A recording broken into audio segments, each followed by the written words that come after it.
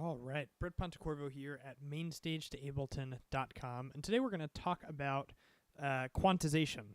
It's super simple.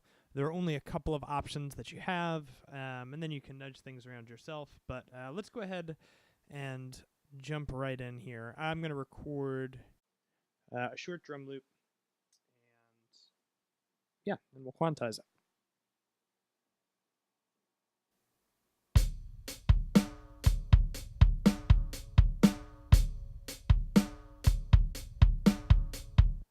All right, so that doesn't feel awful, but let's have a listen through.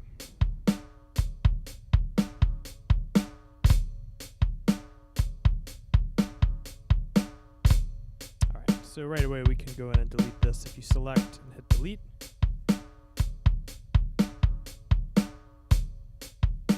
so you'll notice that as we go from the beginning to the end of the bar, these notes are sort of creeping forward to a little bit behind the metronome. So let's go ahead and talk about how to even get to our quantization options. So if you hit Command A, that's going to select all of your notes. So if you're looking to quantize the entire clip, Command A is going to work for you. You can also manually select by clicking and dragging or clicking individual ones. If you have just a few you want to select, you can also hit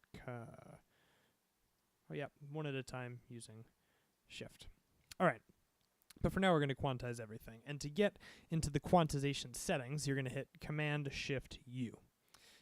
So here are your options. You have Quantize 2, 16th note, 8th note plus 8th note triplets, 8th note triplet, 8th note quarter note, 16th, 16th triplet, 16th plus 16th triplet, or 1/32. This is basically an 8th note pattern. So I'm going to go ahead and click 8th note. Now your amount is going to tell you how quantized you want this to be. So at 100%, it's going to move everything to fall in line with the 8th note. So let's see what happens. All right, so let's have a listen.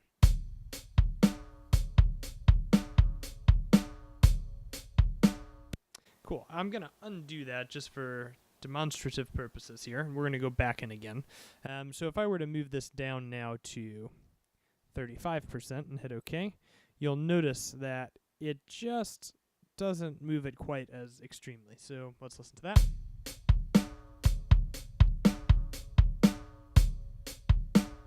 that. Which, in my opinion, is maybe a little bit too unquantized. So let's put this back up to maybe 70%.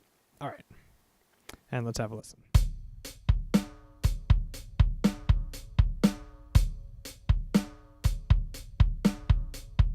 All right, so that still feels pretty natural. Doesn't sound too computerized or mechanical, and sort of having the ability to choose how much you're quantizing something helps kind of keep the original feel that you were going for. One more thing to talk about is we're adjusting the note start or the note end, or both. I don't particularly use this function often, but it does the same thing, except it's moving the end of the note instead of the start of the note. So let's have a look at that.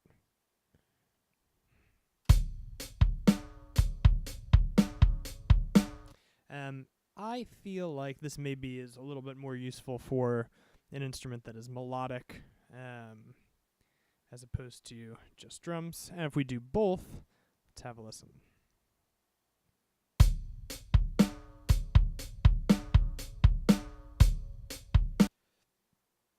All right, there you have it, friends. Those are the quantization settings that you can use to quantize anything in Ableton Live.